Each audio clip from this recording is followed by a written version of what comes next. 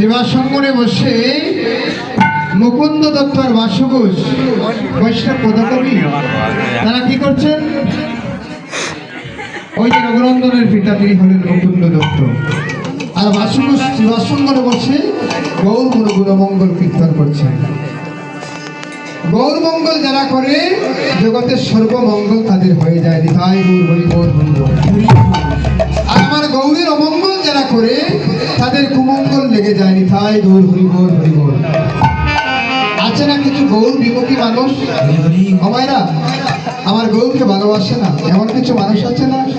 গৌর বিদ্বেষ করে ব্রাহ্মণ সন্তান হয়ে ভক্ত বৈষ্ণব ধারে ধারে ধুলি কণিকায় স্নানাসিক্ত হয়। আর মহাপ্রভুকে যারা মঙ্গল করে, মহাপ্রভুর গুণমঙ্গলে যারা বিমূঢ় হয়ে যায়, তাদের ইহকাল পরকাল মঙ্গলময় হয়ে যায়।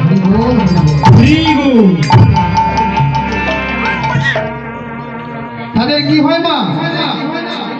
যেই গৌর সেই কৃষ্ণ, ভজন ইচ্ছা করি নামের সহিত আছে আপনি শ্রী। যেই নাম সেই কৃষ্ণ, দেউ দেউ সেই রাম, সেই কৃষ্ণ সেই জগন্নাথ। তিনি এক নিরাকার সরকারে জগৎকে শিক্ষা দেওয়ার জন্য বারংবার ধরাভূমিতে আবির্ভূত হয়েছেন। কেন? আমরা যেন ভগবত নিবেদনশীল হতে পারি।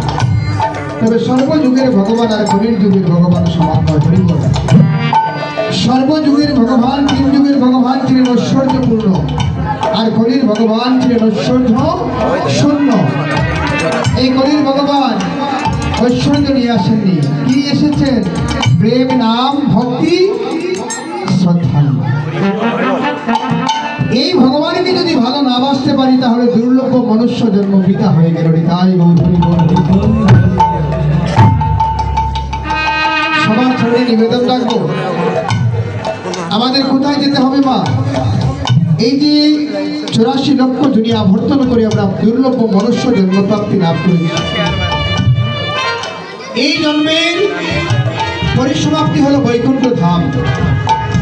যদি বৈকুণ্ঠ ধাম প্রাপ্তি লাভ না করা যায়, এই দেহ বিনাশের নিমিত্তে যদি আমাদের মুক্তি না হয়, জীবাত্মা যদি পরমাত্মার সাথে, পরম ধর্মের সাথে মেল বন্ধনে আবদ্ধ না হয়, তাহলে কুলস্খলন হয়ে যাবে, আমরা স্খলিত হয়ে যাব, আবার 84 লক্ষের মধ্যে পড়ে যাব। আর ওই 84 লক্ষের মধ্যে যদি পড়ে যায় তাহলে বারংবার জগতে আসা যাওয়া করতে হবে। হরিবল হরিবল। ওই 84 লক্ষের জন্য আমরা স্খলিত না হই। যদি স্খলিত না হতে চাই তাহলে আমরা কৃষ্ণ ভজন